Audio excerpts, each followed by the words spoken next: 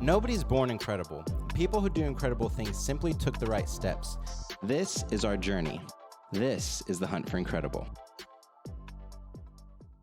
All right, on this episode, we have a very special guest, Rich Summers. Rich Summers, within 4 years, went from $0 to $60 million worth of assets under management. Within 1 year, grew his social media following to over 125,000 followers.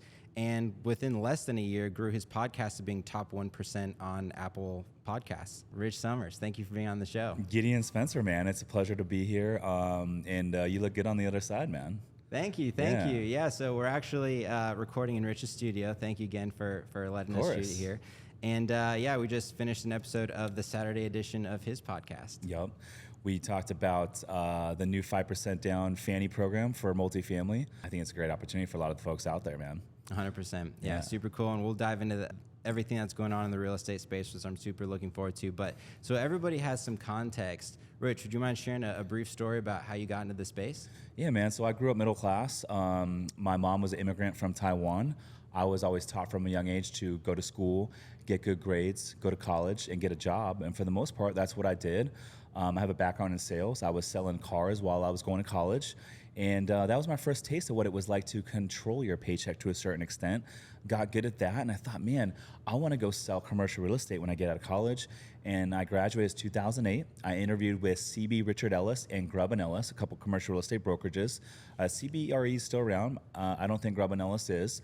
And everything was coming down at that time. The real estate market was crashing, and they pulled these internship positions, and they told me, they said, hey, we love your hustle. We think you'd be great at it, but this is not the best time to get into the industry. So I found myself working on a car lot, wondering, what am I going to do with my life?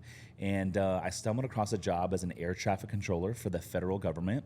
And I didn't know much about it, but they said, hey, if you can pass a drug test, we'll hire you off the street, no experience needed. And I took it. I drove out to Oklahoma City and never looked back. I ended up doing it for 11 years. And along the way, I discovered real estate. One of my coworkers was in the break room, and he was talking about how he just closed on a fourplex in Cleveland. And I thought it was the coolest thing ever. I was like, how did you do that? Like, teach me how you did that. And he said, go read this book. It was the Blue Book by Brandon Turner on real estate investing. And I went and read it. And I started reading more books. I started listening to Bigger Pockets. I started listening to other podcasts in the real estate space. And I just became obsessed. And literally, I stopped going out for a 9-month period. All I did was like study real estate investing and just digest as much information as I could. I started going to networking events before I owned any real estate. And literally about 9 months in, I was like, dude, it's time to take some action. So I cashed out my 401k. And that was my seed money to do my first couple deals. First deal was an 11-unit building in Cincinnati. And shortly after that, I partnered with a couple partners that I had for quite some time. And we joint ventured on a 32-unit building in Indianapolis. Bought that one for about 1.1 and fixed it up. A couple years later, we exited at about 3.1 and started a multifamily podcast. At this time, I was out of money, right? But I was still working the air traffic job, and I thought, let's start a multifamily podcast.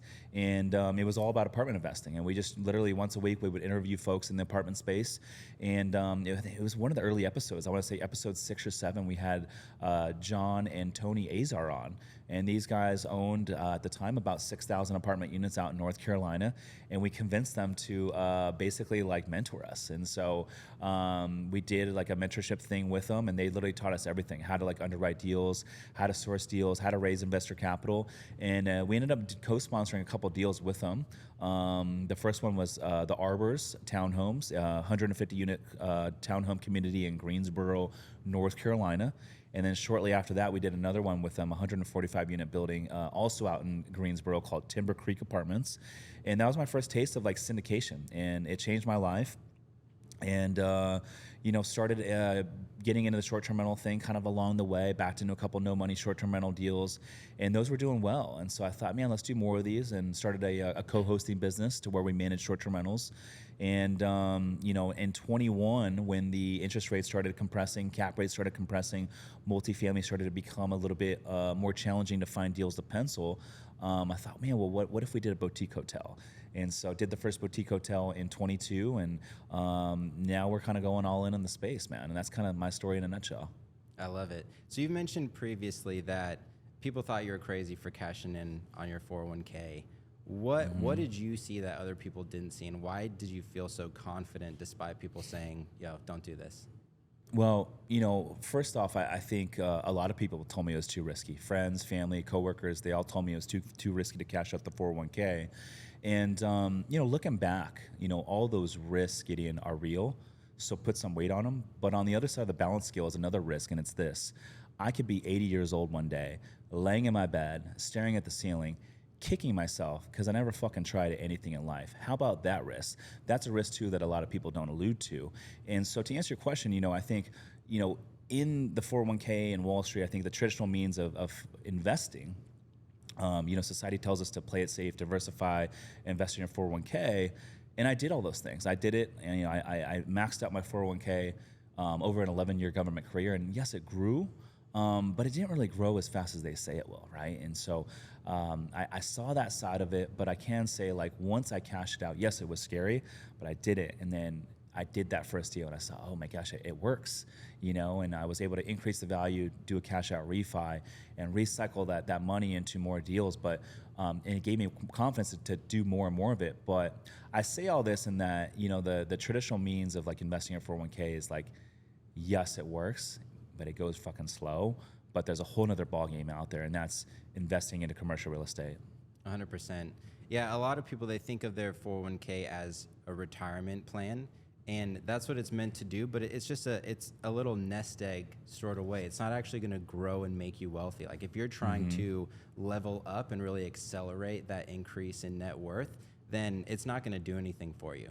And yeah, it's like, be mindful about whether you cash out your 401k or not. And like you mentioned, like, you do have to put weight on that risk. But in general, don't put weight on that 401k to actually save you and make you wealthy, because that's not what it's designed for. The 401k was not built for you. It was built for Wall Street. That's the first thing to remember.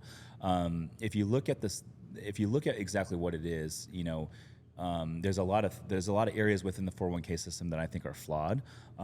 If you look at the folks that have invested in the 401ks and you look at the average balance, the median 401k balance for folks that are in their 70s, 60s, 50s, 40s, that number is very, very low.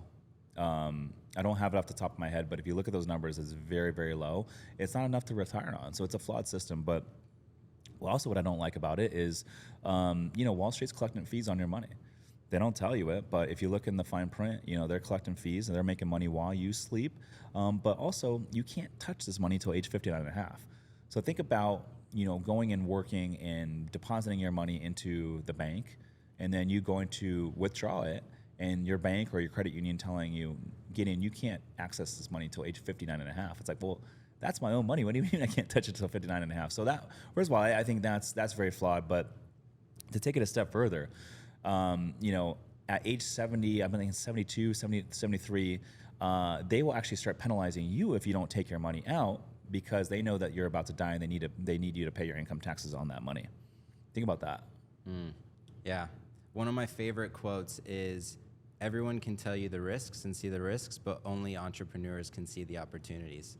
So when people are thinking about, okay, I want to level up, I want to go take chances, and I want to take risks in order to get that bigger reward, it's important to be mindful of whose advice you're taking, right? If you're taking advice from people who they've only worked 9 to 5 jobs and they picked a company and they decided to climb the corporate ladder and that was their path in life. If you're looking for a different path in life, then only listen to the people who have done what you are trying to do, the people who have already achieved what you're going for, because those are the only people who can tell you thoughtfully about what steps to take. That's so good, man. I know so many folks that try to get into real estate investing, or they want to do something new, and then they end up getting talked out of it by family members who have never owned any real estate.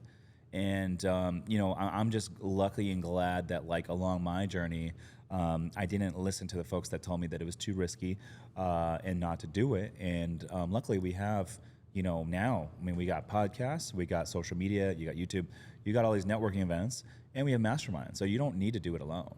And there's so many cool folks out there that have done what you're trying to do. So I always say, man, if you're new to something, whatever it is, go find someone that's done it successfully and go start hanging out with folks that have done it successfully. And that's what's ultimately going to be the confidence to do it. Because at the end of the day, like, let's just say hotel, for example, right? Our hotel mastermind. you go to your family members and say, hey, I'm going to take down a 10 or 15 unit boutique hotel, they're going to tell you it's too risky. But if you go hang out with folks in our mastermind, they're going to be like, yo, you're thinking too small. You got to do a bigger deal, you know? And so it's two different perspectives there. Yeah, 100%. And even with the mastermind, there were people who said, Gid, you're crazy for joining the mastermind and going for hotels. Well, why don't you do another fourplex and see how it shakes out? And it's like, dude, life is short, and the difference between the small deals and the big deals is just a matter of who you're having conversations with. It's just a matter of thinking through the extra people that you need to bring on your team who can handle things like, you know, legal. Like you might need an SEC attorney in commercial, but you don't need one in for when you're buying a fourplex. You know, so it's just like change up the conversations, change up how you're thinking, and change up the rooms that you're getting into. So who are you surrounding yourself with? Who you are the average of the 5 people you surround yourself with, right? So find something like your mastermind where it's just a group of people who are stone cold killers who are aggressively going for something big, and then it'll shift your perspective on what's realistic or not. Because a lot of people told me, it's super risky and it's a scary thing to get into something big like commercial real estate. You could lose your shirt. But for me, it's far scarier getting to the end of my life and not having gone for those things. Absolutely. Life is short, but like you said, man, if you hang out with 5 broke people, you're going to be, well, hang out with 4 broke people, you're going to be the 5th. If you hang out with 4 real estate investors, you're going to be the 5th, right? And like you said, man, life is very short. And I think about that all the time. You know, average life expectancy age is 77. I'm 38, right? So I literally have about 470 months till average life expectancy age of 77. And so when I, you know, have to make a decision on a deal to buy or a certain thing to do or a business to start, it makes my decision a lot easier when I think of it in that term. Yeah, for every major decision, I apply a 40-year rule where I think when I'm 70 years old, reflecting on this moment, what will I wish I had done? And that really helps me break out of the short-term consequences and start thinking about those long-term consequences. That's really good. So you mentioned previously the podcast, and you had Tony Azar and his brother John Azar, I think is his name. Yeah. What did building that relationship look like to get them to actually mentor you? You know, we built some rapport during the podcast, obviously, and you know, that's one of the benefits of having a podcast is you get to conversate with someone for an hour and a half, and build a genuine relationship with that person. So after that, we continued to conversate kind of offline, and we did a paid mentorship through them. Obviously, there's a cost to everything, but it was like the best money I've ever invested in my life, right? And I split it with my other 2 partners. At the time, we were looking for a mentorship program, but we wanted to learn like from the guy or from the female. And a lot of these mentorship groups out there are massive, and there's like all these different coaches, and so you're not actually working with the guy, right?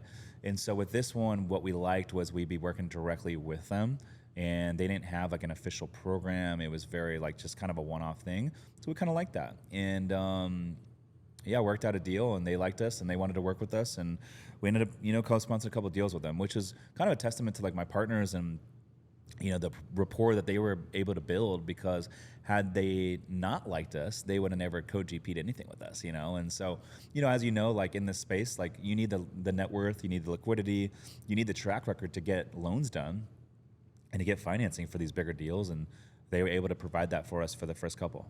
So you build a relationship with them, you get into real estate, and that brings us to today. What do you think about the current real estate environment, and where do you think the opportunities are? So, you know, we're in a high interest rate environment right now, and the Fed has all the control. There's a lot of bad news out in the marketplace. But if you look at the fundamentals, you know, from a supply standpoint, we're 5 to 7 million housing units short of where the demand is right now. This is nationwide. And if you look at the new construction is at the slowest it's been since the 1990s. The cost to build right now is expensive. The rate environment's not helping it. And so, unfortunately, the only way to address the shortage of housing is to build more housing units, and it's not happening. And then if you look at the demand side, it's never been stronger. We have, 40 million baby boomers that are supposed to be retiring in the next 7 years, but these boomers aren't selling their homes and moving into retirement homes as early as they used to. They're living longer. Medicine's better, health is better, and so expectancy age is going up, and so these folks are staying in their homes. On the demand side, also, you have the millennials who are basically buying their first homes and they're starting families for the first time. And so that's a huge push. And then behind them, you have the Gen Zers. The Gen Zers, they're moving out of their parents' house for the first time. They're renting apartments. And so you have this big phenomenon and this big shift in demographics that's creating the biggest demand for housing that we've ever seen in America. And so right now the Fed has all the control with the interest rates, but this is a temporary thing. I believe once rates go down 2 years from now, 18 months from now, I mean, it's all speculation in terms of when the rates will go back down, but they will go back down. And when that happens, we're going to see a ton of demand enter the marketplace. And so, I'm not afraid to buy right now as long as it's the right deal. For me to buy a deal right now, I need two things. I need to be able to buy at a discount. And two, I need to be able to add tremendous value. And then three, of course, and this is something that I follow for all the stuff, is I want to buy in a good location, right? You can't replace the location ever. So if I can buy with those two things, I have no problem buying right now. And then I can refinance a cheaper debt on the back end when the rates normalize. Totally in the same boat. I am super aggressive in terms of buying right now because it's like, I think it was Rockefeller who said, buy when there's blood in the streets, even if it's your own blood.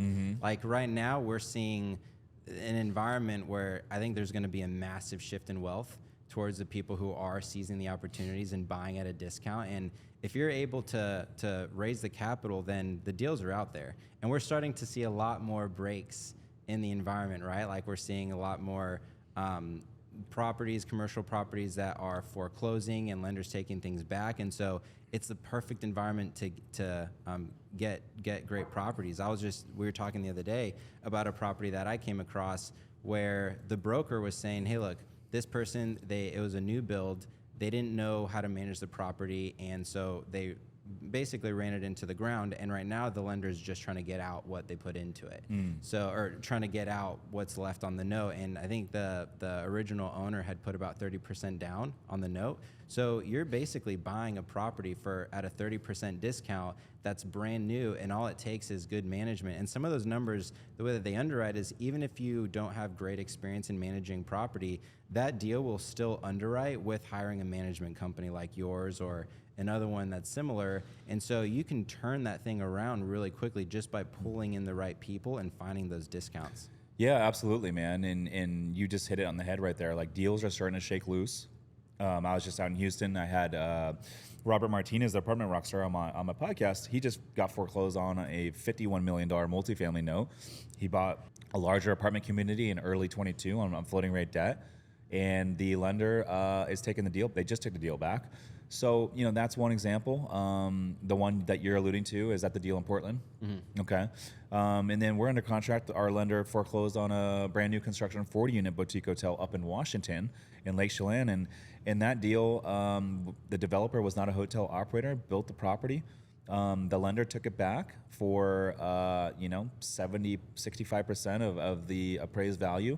They're selling it to us for 72% of the appraised value. And so, to your point, man, the value add component doesn't always have to be renovations. It doesn't always have to be this heavy lift. It could simply be, hey, I'm just buying it at a discount, and my business plan is just to stabilize the property, implement some good marketing, some good operations, and then refinance some permanent debt, or sell for a profit.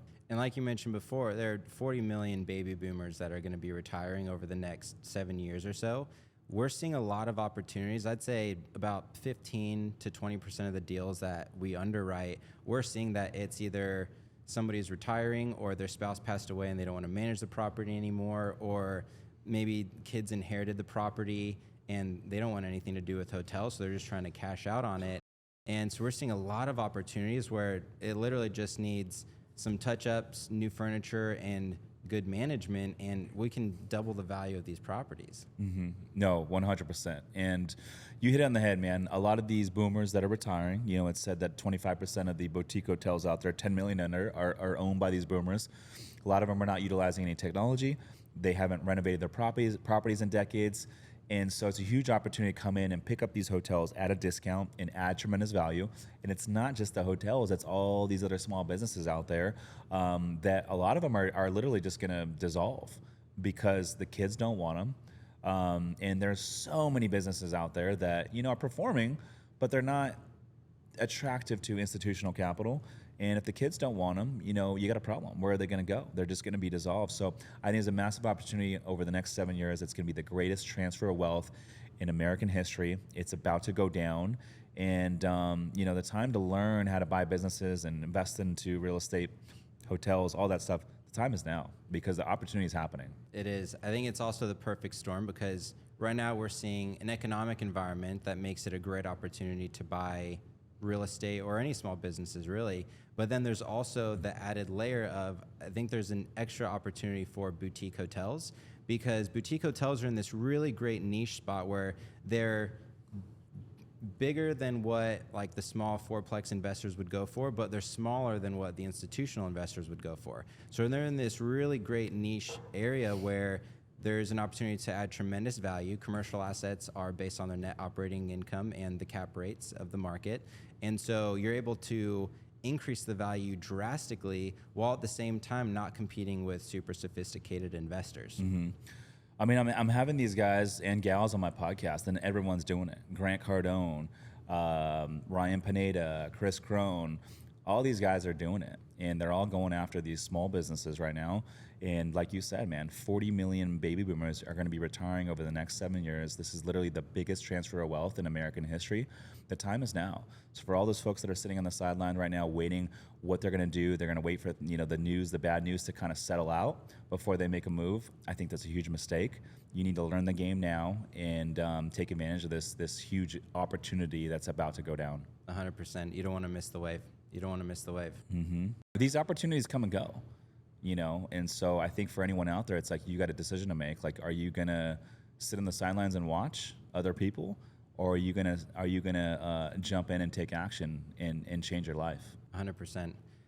So we've commented on small businesses, and you have an amazing awareness of how businesses, the fundamentals of them should work, not even just in real estate, but in social media and marketing, brand development, property management. And there are less conversations that people have with you around that. All of when I was doing the research for this, for example, everything is about real estate. But I'd love to hear your thoughts on how you think about building teams, because like we mentioned in the intro, you blew up a podcast in less than a year, top 1%.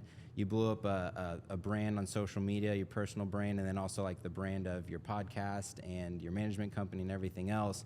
How do you think about building teams and seizing these opportunities to invest in areas outside of real estate? I think team is everything. You know, the bigger the thing you build, the bigger the team you need. And all these folks that I've had on the podcast that are ahead of where I'm at, they're doing bigger things than I'm doing. The number one thing that I'm learning from them is like, you need to delegate more in order to grow. And you need to, I think it's very important to figure out exactly what your highest and best use is, and also what you enjoy doing. Those are equally important because, you know, if your highest and best use is not what you enjoy doing, you're going to get burnt out. And so for me, my highest and best use really is, you know, as I grow, I think it's the content, obviously, but, you know, obviously being a visionary. I'm a visionary naturally. Like the ideas, I don't like to implement though. I need like an integrator, right? And so, you know, with what I'm doing right now, I realize what my highest and best use is, and I realize that I'm probably doing, my hands are in too many buckets as it is, even though I do a good job delegating and I have an amazing team. I'm still trying to fine tune that so I can continue to work on my highest and best use. And ideally, in a perfect world, I just focus on one or two things and everything else is delegated out, play the visionary role, and that's it. How do you pick who's on your team? Because you have an amazing team. I've had the opportunity to work with a handful of people on your team, and every single person is fantastic at what they do. They're great to work with. They're always positive. How do you go about thinking of a hire? So if you open up a role and you're talking to different people, what sort of things do you prioritize, and how do you judge who would be a good fit? First and foremost, it comes down to character and personality. So, you know, our team is all positive people. We don't work with people that have negative vibes, people that are judgmental, anyone that, you know, it gets emotional. It's not going to be a fit for us, right? So that's first and foremost. Secondly, we try to go higher through some of these third-party platforms like ZipRecruiter and Indeed. We haven't had a lot of success doing that. So we've actually found a lot of success hiring from within. I would say Parker is like the exception. Parker's over here. He's our content manager filming this podcast right now.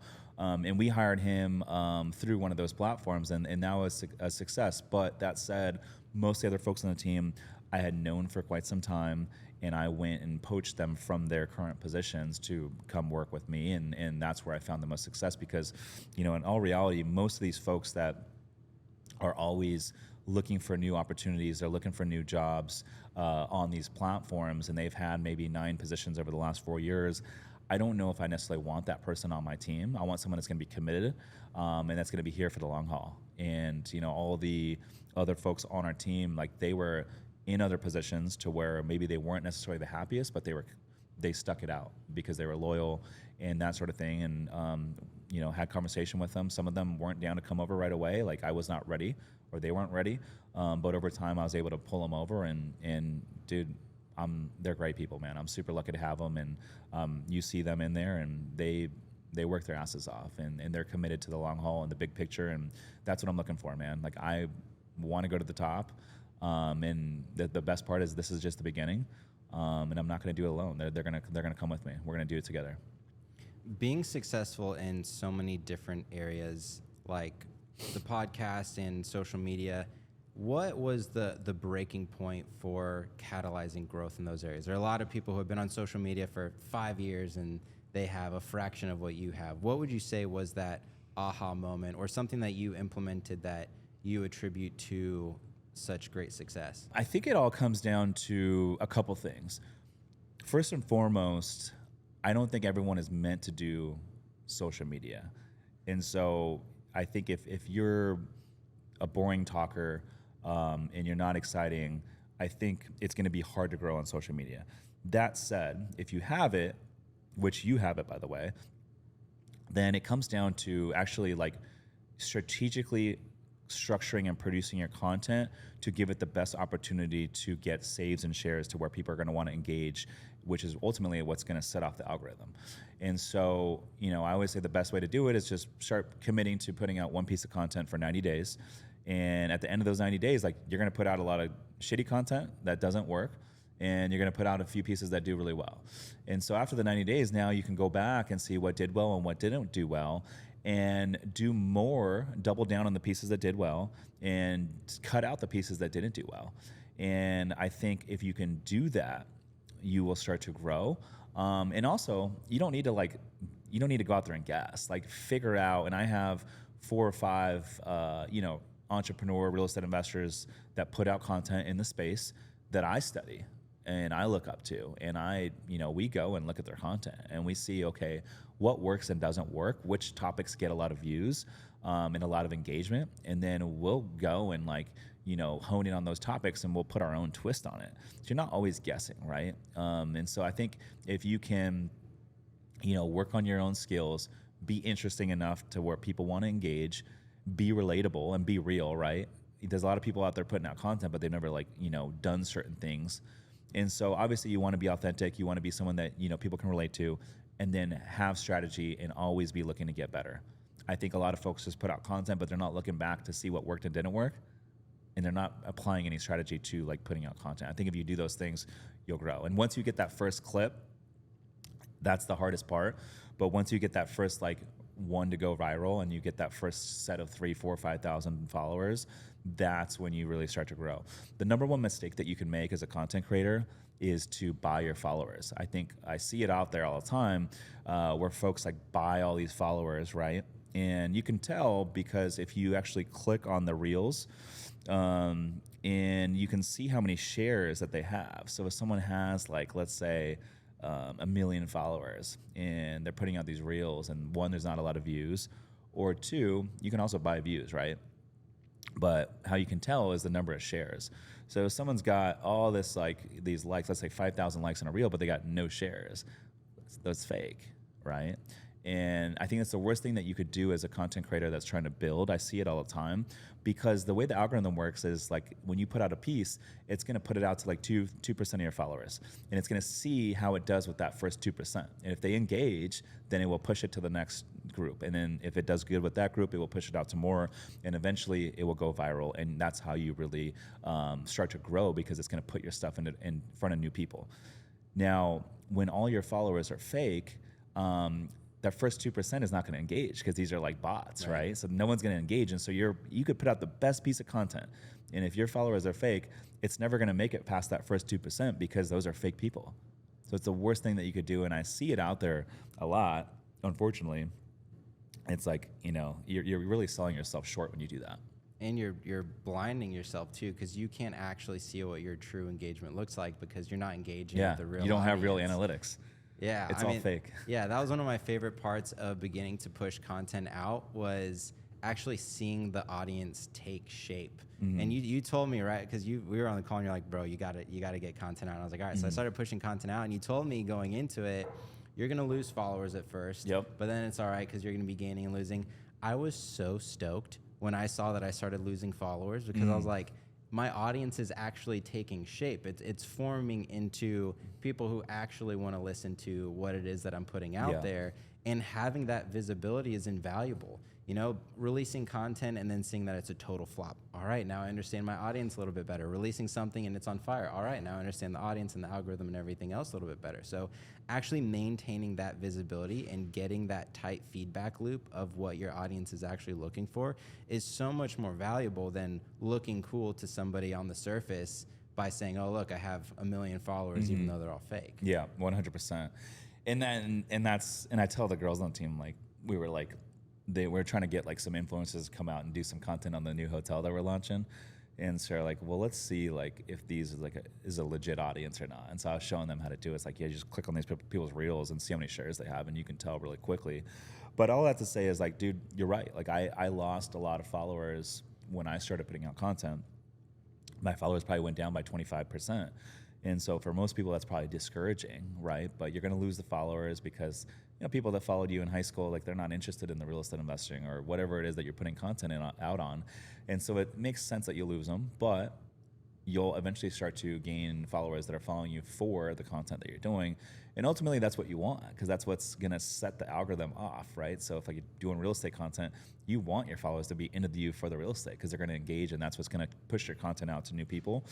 But dude, there's so many other benefits that come from putting out content and that like I didn't even thought was possible, just connecting with a lot of folks like people that Tariq El Musa just reached out to me like before we recorded this one. He's like, hey, like let's partner on a boutique hotel. He's like, I'll bring capital, I'll bring marketing, like whatever.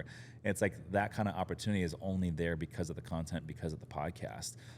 Attracting better team members, like that's another one. And you got your podcast, and as this grows, like you're going to continue to see like the benefits come to fruition. But all these conversations that we're having with people, right? You have these hour-long conversations with people, you're building the rapport, and you exchange contact information. If you ever need anything down the road, like that individual's going to take your phone call. They know who Gideon is, and that's powerful. You never know what those opportunities are going to lead to. You never know what kind of doors are going to open up for you down the road because of that. And then also a lot of you can leverage a lot of social capital, right? Because, you had Grant Cardone on, or you had some of these bigger players on. It's like, okay, now it's easier to attract guests. It's easier to raise capital. It's easier to raise, all sorts of different things. And so all opportunities become easier as you continue to grow, and it starts to snowball over time. And so I don't know, I'm excited. The best part is like, for you and for myself included, like this is just the fucking beginning. I tell the team all the time, I'm like, guys, this is just the fucking beginning. And I'm excited to see where this goes. Yeah, I mean, even with like the podcast, like you're saying, the relationships that are built, it's amazing the people, that will say yes to talking to you because you have a podcast. Like one of my favorite things to do is to ask people questions and to understand how they operate and how they did things that enabled them to do things that seem so out of reach for most people, but it was within reach for them. But of course, nobody wants to hang out at a cocktail party and talk about themselves for an hour, right? But you put a mic in front of them and you share them with your audience, and then now everyone's down to talk about themselves and their story. Not only that, but at the end of each recording, I always ask the guests, is there anybody else that you feel like would be a good fit for the show?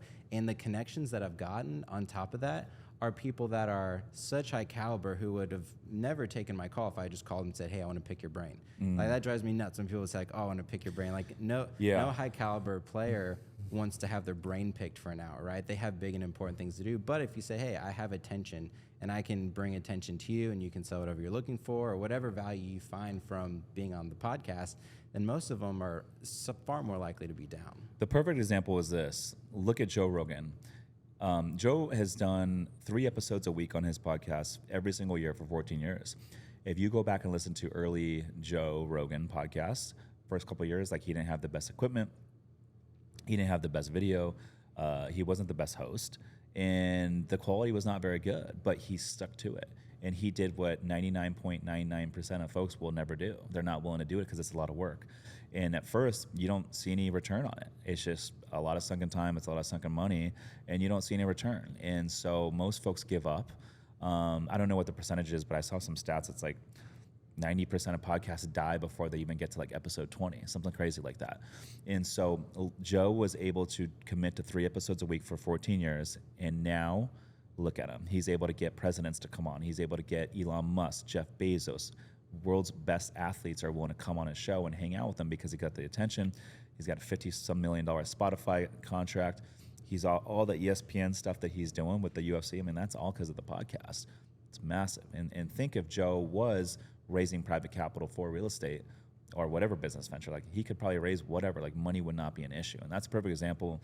And Joe's just a real dude, and, even today, it's like, I don't think he's like, has all this like crazy techniques in terms of like being the best podcast host and this. He's just himself, says whatever the fuck he wants to say, but people love him because he's a relatable guy, And the other thing I wanted to say is we're talking about like what makes someone good for growing an audience.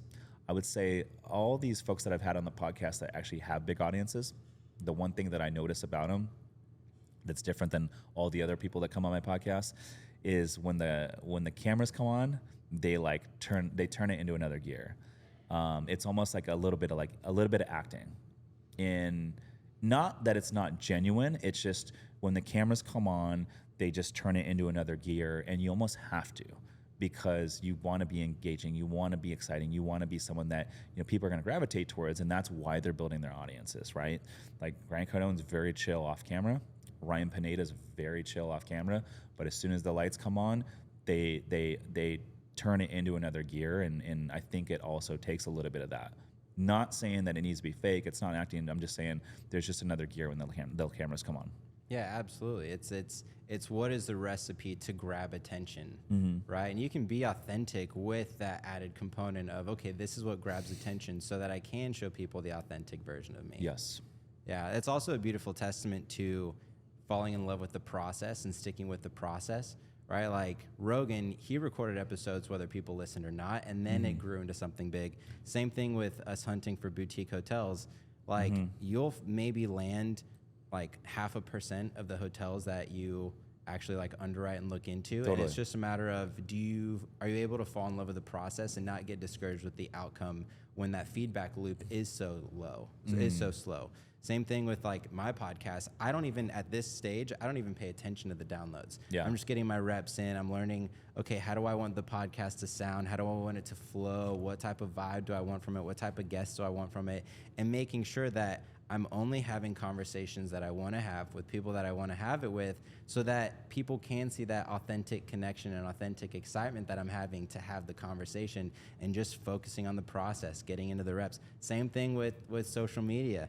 Like you said, hey, post once a day for 365 days, and I'm on it, man. I'm on it. I don't care if I flop. I don't care if a post blows up. I don't care how many followers I have. What I care about is getting in that rhythm and flow and getting it cranking out. And then now we're at the stage where we are fine-tuning and saying, okay, what is going to catch the most attention? Because that's part of the fun, right? It's like a puzzle that you're solving and figuring out.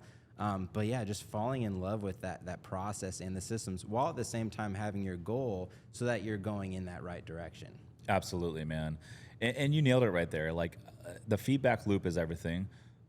Jumping in and committing to something is big, but the feedback loop is massive. And I think that's why we got a big issue with the public school system, is because there's not really any feedback loop. I at least for myself and a lot of folks out there, they're not into school, and I always thought, unfortunately, like society teaches us, if you're not good at school, you're not good at getting good grades, you are a failure. If you don't go to college and get your MBA, you're a failure. Well, I didn't like school because there was no feedback loop. But with business and real estate, you know, you're talking about putting out content, like there's a much shorter feedback loop, which I love. You know, if we're going a certain direction within our business and it's not working, like we'll pivot so quick. Like we've made pivots this week within the business to where I'm like, oh, this wasn't working, but this is. Let's go this direction. And so I love business. I love real estate and entrepreneurship because the feedback loop is much, much shorter. And I think that's most folks in life. When the feedback loop is too long, it's 2, 3, 4, 5 years, there's really nothing to go off of. And I think that's why you see so many folks in America that try something new and they don't see any success for 2 or 3 months, and then they pivot to something else. And they go this direction for 2 to 3 months, and then they pivot to the new thing. And it's like it's like, what do they call it? They call it the shiny object syndrome. And the shiny object syndrome is when, you know, you're always chasing that new bright shiny thing, and after 2 or 3 months when it gets boring and you realize it's not easy, they go chase the next shiny object. And then 3 months later they go chase the next one, and you actually never allow yourself to get good at one thing because you're just always chasing that new thing. And I think that's another, you know, part of being successful, actually like reaching some sort of place of success, is to actually do something long enough to where you actually get some progress. You know, I think with everything that we have today, whether it's, you know, technology and social media and a podcast and all these mastermind groups, you can literally learn anything you want in a relatively short amount of time if you just stick to it for longer than 2 months, right? If you can stick through something, through the parts where it gets boring, through the parts to where it's not exciting anymore, and get out to the other end, it might take you 6, 9, 12 months, but I guarantee you, you know, once you close on that first boutique hotel, like that's going to change your life. Or once you reach a little success within that new business model, it's going to fucking change your life. You know, I think a lot of people see these folks like, you know, the Grant Cardones of the world and all these other successful people, Elon Musk, where they have, you know, 15 streams of income. Well, it's like they didn't get to where they are with 15 streams of income from day one. They got good at one thing, and then once they made their success and had all this money, then they started diversifying into other things. Then they started investing into other asset classes. But they didn't have 15 streams of income from day one. Otherwise, you're never going to get to where they are. You know what I mean? Yeah, one of my least favorite or most frequently misused quotes is, the definition of insanity is doing the same thing and expecting different results. That doesn't totally apply, because if you're chopping down a tree, like, yeah, you do the same thing over and over and over again, and then you reach a threshold at which something breaks, and then now you succeeded. Like, to your point, a lot of people, they're working towards something, and when they don't see results right away, they say, oh, I must be doing it wrong, and they pivot. But really, if you just stuck with it long enough, you might reach that breaking point. The beautiful example that I heard in Atomic Habits is, it's like if you have an ice cube in a room that's 28 degrees, if that room goes up by 1 degree, nothing happens to the ice cube. Goes up another degree, nothing happens to the ice cube. And so it might look like nothing's changing, but once it hits 32 degrees, now the ice cube starts melting. And so it takes time and momentum to build up in a lot of areas of life, that once you actually reach that threshold and you break through it, that's when the magic happens. That's when things really start moving for you, because you stuck with it. That's so good. I love that analogy. And yeah, I think a lot of folks would see a lot more success in life if they just stuck to something for long enough. You know, Warren Buffett says, you know, some of the best Wall Street investors in the stock market are the ones that literally, like, they buy stocks and they forget they even have them, you know, because they're not moving it in and out of the market, and they're not getting bored, and they just let it ride. And sometimes you just stick to one thing for long enough, you're going to do well over the long term. So with everything that you have going on, how do you manage your time to make sure that you're able to give everything the attention that it needs without dropping the ball anywhere? Dude, I'm still trying to learn that as we go. That's something that's been a challenge for me. Time management is huge, and I think prioritizing certain things is big. We use EOS. If you've read the book Traction by Gino Wickman, we use EOS here at Summers Capital, and that's been huge in terms of like staying organized and, you know, staying on top of things that need to get done. So basically, we do what's called a level 10 meeting every Monday, and everyone on the team has their own KPIs. Including myself. Even Parker has his own KPIs, and we measure those every single week. And literally everything within the business we measure. And so it's a good way to know, like, hey, if you're hitting your KPIs, the future of the business is going to grow. But if we're not hitting our KPIs, like, we're not going to be growing. And so it's a good indicator to see kind of what the next week's going to look like, or maybe the next month. So that's good. And then obviously if there's any issues, obviously it's great when things are working smoothly, but with all businesses, there's going to be issues. And so we welcome everyone on the team to talk about them. And, if something's an issue, we'll discuss it. Communication is huge. And so we'll work through the issues. We'll come up with solutions. And, we'll help each other get through a lot of the stuff that maybe isn't going as smoothly as we'd hope for it to be. And sometimes, maybe there's an issue and it's like, hey, maybe the solution is, maybe we just don't need to do that anymore. Maybe that's the solution, right? And so you just never know what the solution is. But in terms of the time management, man, it's something that I'm learning how to do as I grow. I feel like saying no to a lot of opportunities is something that I've learned. And so I say no to like 90% of stuff that like comes my way now. I would say time blocking, like if it's not in my calendar, I don't do it. And I would say from like a weekly schedule standpoint, for me, I like to front load all the meetings in the front of the week. So Mondays are typically a lot of meetings. Tuesdays and Thursdays, we do our mastermind stuff. In the mornings, I have more meetings typically on Tuesdays. Wednesdays, typically reserved for content. So typically doing 2 to 3 podcasts on a Wednesday. We host our meetups on Wednesdays as well. And then Thursdays, a little bit lighter. I like to do some strategy planning on Thursdays. And then Fridays, I try to keep very light. One thing that's interesting is next year, we're talking about going to a 4-day work week and taking Fridays off entirely. And so I think that with the shorter work week, we can actually be more productive overall and have an extra day to the weekend. So we'll see. I've told the team about it. They're all super excited about it. So we're going to figure out between now and the end of the year if that's something that we're going to move forward on. But I'm kind of leaning towards that direction. And what I think enables so much of that, something that I value highly, I've seen you value highly, and a lot of other peak performers, is your time. Like, you understand that time is our most precious commodity, and you're very protective of your time, even to the point where you have a story where you took a girl out on a date, and then you're like, hey, or why don't you go ahead and tell the story? So I'm very direct, right? And as I get older, I've learned that like being direct is huge. And so there's been a couple incidents where, I'm going to call it an incident, there's been a couple opportunities to where I've gone on some first dates, and I wasn't feeling the vibe for whatever reason. And instead of going through with the date, I decided to call it short after a drink, and ended up basically just saying, hey, like, I appreciate you coming out. I don't think that we should continue the date. What are the chances I could call you right home? And yeah, it sounds very direct, and it is. But both of those examples actually led to a couple of the girls now on the team, and so in both of those examples, I ended up calling the date short, and then still wanted to go to the Padre game. I'm a season ticket holder for the San Diego Padres, and both of those dates I was going to go to the game with them, but after a drink, I decided that I didn't want to bring them to the game, and so in a nice way, I got them a ride home, and 2 of the girls, Alex Johnson on the team and Andrea, I called them. I said, hey, I ended my date short. Do you want to come to the game with me? And both of them came out, and from those games, the conversation started about them coming and working on the team, and now they're both on the team. So, I think the takeaway is really like, life is short. Time is limited. I don't want to waste someone else's time, and I definitely don't want them to waste my time either. Totally. And I think good things happen when you are direct.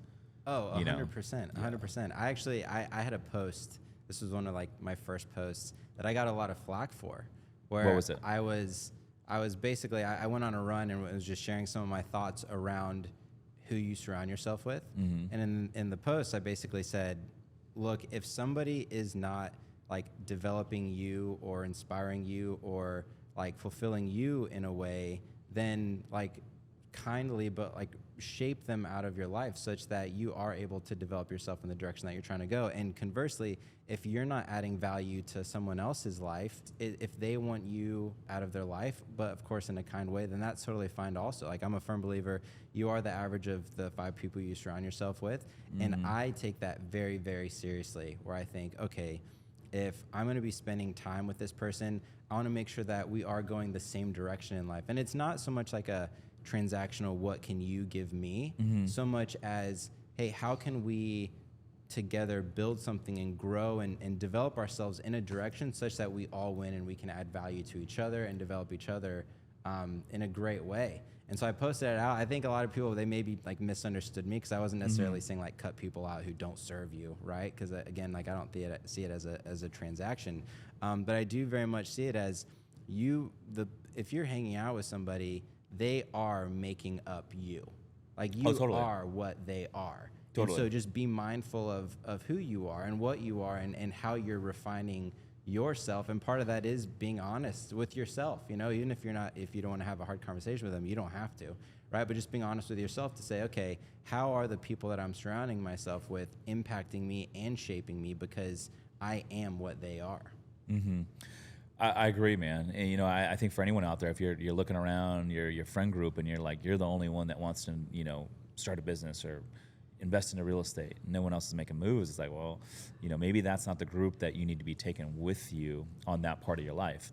And to your point, like, sometimes, and it sounds short, but it's true, like, sometimes there's a point where you have to cut people out of your life in order to go level up.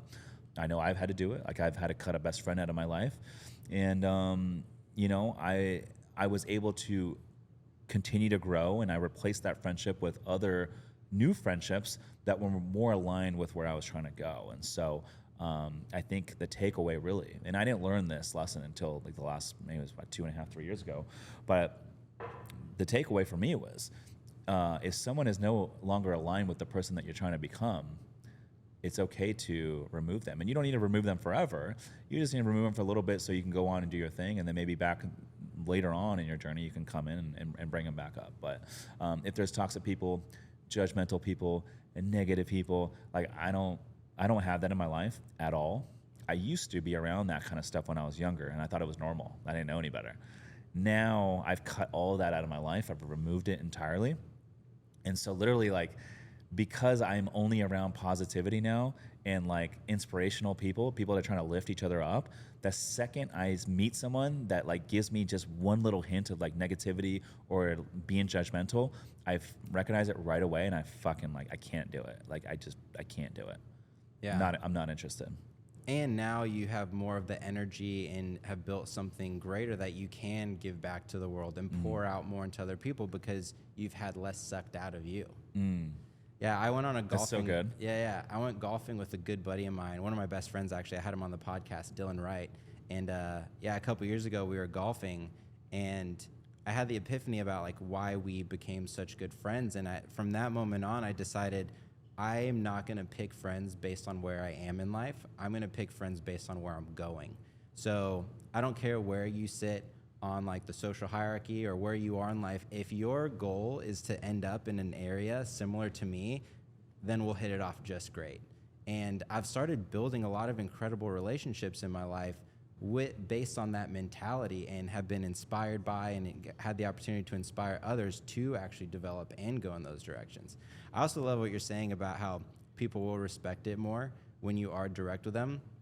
Right out of college, I got a job at a super killer company, and I worked with this guy, Daniel. He was actually my boss, super smart guy, and he was incredibly blunt. He was from England, had a Polish British accent, super like straight to the point. And I'll never forget, there was one day I was chatting with him and having a conversation. I don't remember what it was about. It was about like ice plunges or something like that. Yeah. And I'll never forget, he looked at me and he said, "I'm sorry to interrupt you. I just really don't care about what we're talking about right now." And I loved it. I was like, dude, you just saved me so much time. Now I know you're not going to waste my time. Like, now I know that I can confidently talk to you and you're into what we're talking about. And now I know that I have a past in the future. I can be direct with you. Like, we don't have to waste time sugarcoating things and guessing what each other are saying. And he ended up being one of the greatest bosses I've ever worked with. We became super close friends and got to build some really cool stuff, all because we were super direct and didn't beat around the bush. And like my respect for him went through the roof right in that moment. I love that. Do you think he would have said that to you if he wasn't your boss? Like if we were just friends or Just something? like hanging out, yeah.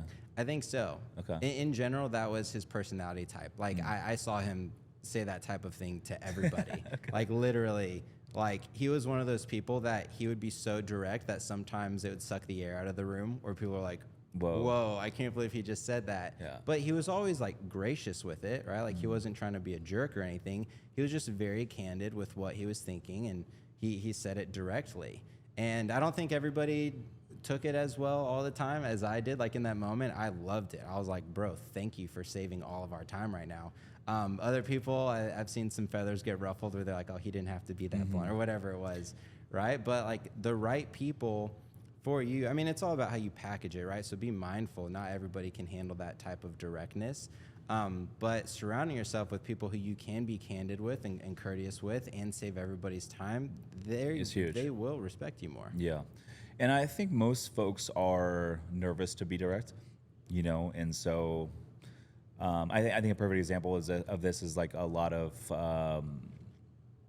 people, woman and man, like if they're, let's say, just dating someone for a little bit and they're no longer interested, instead of just having that conversation and being direct, they might just kind of like slowly like fade off. You know what I mean? But from what I found, man, like, and this is not just dating, but this is like literally everything in life, business, investing, real estate, you know, when I'm direct, yes, maybe it's not the news that person wants to hear, but like to your point, they will often come back and be like, man, I fucking respect you for being direct. And they will often have even more respect for you than before. And so, I don't know, man, at the end of the day, life is short. You know, we could die tomorrow. And with that, it's like, fuck, like, why not just be upfront? Why not just be direct with everything? Communication's everything, and I'm a big believer in that. Yeah. 100%. Well, Rich, thank you so much for being on the show. Where can people find you? So Instagram, everything's on Instagram at Rich_Summers. I've linked there all the stuff, Summers Capital. And then the podcast, The Rich Summers Report, we're on Apple, Spotify, and all the major platforms. Awesome. Good stuff. Thanks, everyone. Hope you enjoyed it. I appreciate you having me on, my man. Yeah. Thanks for coming. Thank you.